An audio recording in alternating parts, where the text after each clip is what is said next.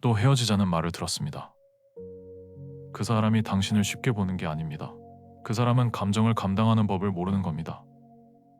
싸움이 깊어지면 그 말이 나옵니다. 그리고 연락이 끊깁니다. 하루가 지납니다. 이틀이 지납니다.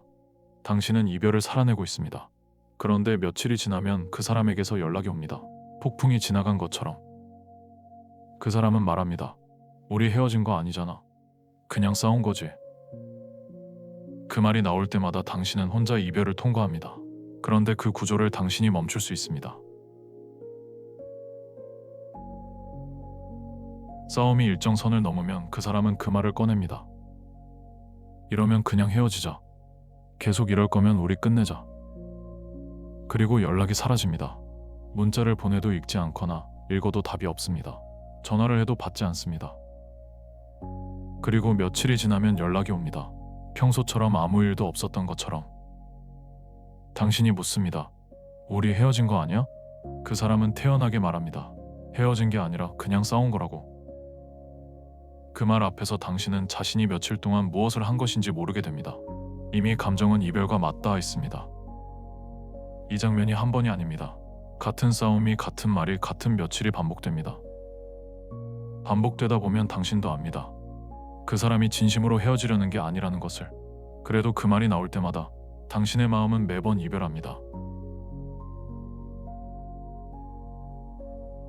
그 사람에게 그 말은 이별 선언이 아닙니다. 감정이 임계점을 넘었을 때 나오는 말입니다. 더 이상 이 감정을 감당할 수 없다는 신호. 그리고 연락을 끊는 며칠은 그 사람이 혼자 그 감정을 정리하는 시간입니다. 감정이 커지면 관계가 위험해진다는 것을 몸으로 아는 사람이 있습니다. 어린 시절부터 감정이 고조되면 관계가 무너지거나 상처가 생기는 경험을 반복한 사람입니다. 그 사람에게 갈등의 고조는 단순한 불편함이 아닙니다. 빠르게 벗어나야 하는 상황입니다. 그래서 그 순간이 오면 관계를 끊어내는 말을 꺼내고 그 자리에서 물러납니다. 며칠이 지나 감정이 가라앉으면 그 사람에게 그 싸움은 이미 지난 일입니다. 그래서 아무렇지 않게 돌아올 수 있는 겁니다. 그 사람이 돌아와서 하는 말, 그냥 싸운 거지. 그것은 거짓말이 아닐 수 있습니다. 그 사람 안에서는 실제로 그렇게 정리된 겁니다. 헤어지자는 말이 나왔던 그 밤은 그 사람의 기억 안에서 그냥 싸웠던 밤입니다. 감정이 정리됐으니 그 말도 함께 정리됐습니다.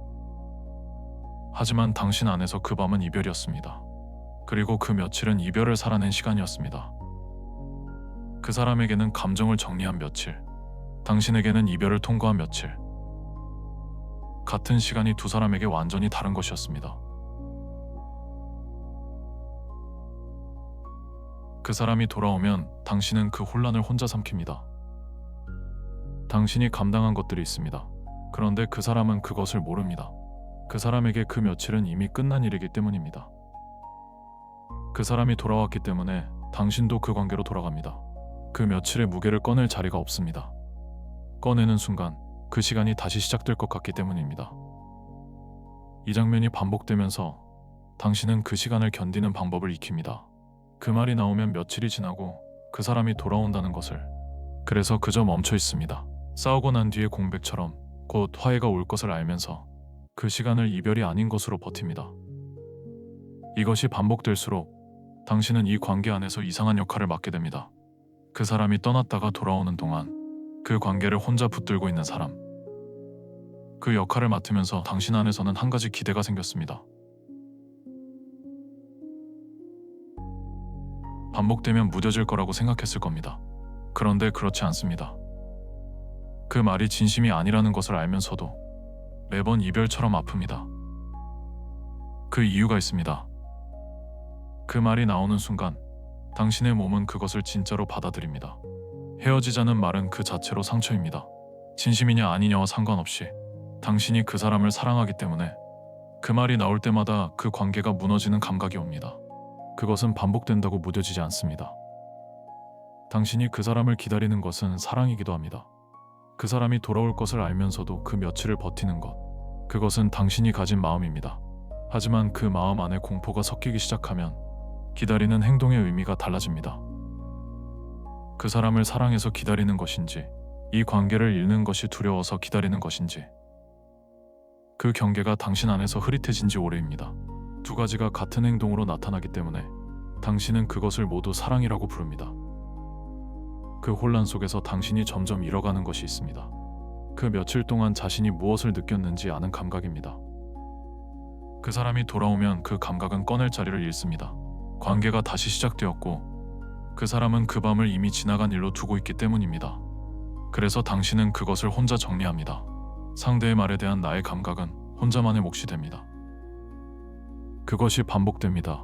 말하지 못한 것들이 쌓이고 쌓인 것들은 점점 꺼내기 어려워집니다. 그 며칠이 당신에게 어떤 것이었는지 당신 스스로도 점점 잘 모르게 됩니다. 그러면서도 그 사람에 대한 기대는 놓지 않습니다. 그 사람이 언젠가는 달라질 거라고 생각했습니다. 이 관계가 충분히 쌓이면 그 말을 함부로 꺼내지 않게 될 거라고. 그런데 왜 달라지지 않는지 그 사람의 입장에서 이 관계를 보면 보입니다. 그 사람은 그 말을 꺼내고 며칠을 보냅니다. 그리고 돌아옵니다. 그때마다 당신은 그 관계로 돌아갑니다. 그 사람에게 그것은 무엇으로 읽힙니까? 이 관계는 괜찮다는 신호입니다. 그 말이 나와도 며칠이 지나도 당신이 돌아오기 때문에 그 방식이 이 관계를 망가뜨리지 않는다는 것을 당신의 행동이 그 사람에게 증명해 왔습니다. 그 사람이 나쁜 사람이어서가 아닙니다. 당신이 매번 돌아가는 것이 그 사람에게는 허락으로 읽히고 있는 겁니다. 그 사람이 달라지지 않는 이유가 여기 있습니다. 달라져야 할 이유가 생기지 않았기 때문입니다. 그 방식이 계속 작동하고 있기 때문입니다. 그 사람의 말에 멈추고 기다리고 돌아가는 것, 그것이 이 관계 안에서 당신이 익힌 방식입니다. 그 방식을 다른 각도에서 보면 이렇습니다. 그 사람이 감정을 정리하는 방식은 며칠간 당신과 연락을 끊는 것입니다. 그 사람 안에서 그것은 자신의 감정을 소화하는 시간입니다. 하지만 그 시간 동안 당신은 이별을 살아냅니다. 그 사람의 감정 조절 방식이 당신의 이별이 됩니다. 그렇다면 왜 당신은 그 이별을 계속 감당해 왔을까요? 그 사람의 감정은 그 사람의 것입니다. 그 사람이 감정을 감당하는 방식도 그 사람 안에서 오랜 시간에 걸쳐 만들어진 것입니다. 당신이 더 잘 기다리거나 더 부드럽게 받아주거나 더 오래 버틴다고 해서 달라지는 것이 아닙니다. 그런데 당신은 그 사람의 감정을 자신이 감당해야 할 것으로 여겨왔습니다. 그 사람이 감정을 정리하는 며칠을 당신이 함께 짊어져야 하는 것으로 그 믿음이 이 구조를 만들었습니다. 내 것이 아닌 것을 내 것으로 여기는 순간 감당할 수 없는 것을 감당하려 하게 됩니다. 그 사람의 감정은 그 사람이 감당해야 하는 것입니다. 그것을 당신이 대신 짊어지지 않아도 됩니다. 그러면 이제 그 사람이 아니라 당신 쪽을 봐야 합니다. 그 말이 나왔을 때 당신은 무엇을 느꼈습니까? 그 며칠 동안 당신은 무엇을 했습니까? 그 사람이 돌아왔을 때 당신이 하고 싶었던 말은 무엇입니까? 그리고 왜 하지 않았습니까? 그 답이 대처의 출발점입니다. 그 사람이 돌아왔을 때 그 말이 당신에게 어떤 것이었는지를 말해야 합니다. 그것을 그 사람이 알아야 합니다. 그리고 하나를 더 말할 수 있습니다. 그 말이 진심이라면 진심으로 받겠다고. 그런데 진심이 아니라면 그 말을 꺼내지 않았으면 한다고. 그 사실을 그 사람이 알고 그 말을 꺼내는 것과 모르고 꺼내는 것은 다릅니다. 이것은 그 사람을 몰아붙이는 것이 아닙니다. 그 말이 당신에게 어떤 것인지를 그 사람에게 알게 하는 것입니다. 그 말에 무게가 생기면 그 사람도 그 말을 달리 다루게 됩니다. 당신이 그 시간을 혼자 감당하는 것을 멈추는 것, 그리고 그 사람이 꺼낸 말의 무게를 그 사람에게 돌려두는 것, 그것이 이 관계 안에서 당신이 할 수 있는 가장 정직한 일입니다. 헤어지자는 말 앞에서 당신이 잃는 것은 관계가 아닙니다. 그 말이 나올 때마다 조금씩 잃어가는 것이 있습니다.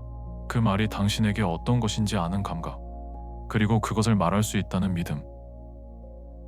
그 사람이 돌아올 때마다 당신도 돌아갔습니다. 그런데 한 번은 물어야 합니다. 그 관계로 돌아가는 것과 그 관계를 선택하는 것은 같은 것입니까? 나를 대하는 방식의 기준은 상대가 정하는 것이 아닙니다. 그 사람이 그 말을 꺼낼 때마다 당신이 무너졌다면 그것은 그 말의 힘이 아니라 당신이 스스로에게 그 권한을 넘겨줬기 때문입니다. 자신을 어떻게 대할 것인가를 아는 사람은 관계 안에서도 자신의 몫을 지킵니다. 선택할 수 있을 때 비로소 이 관계가 달라집니다.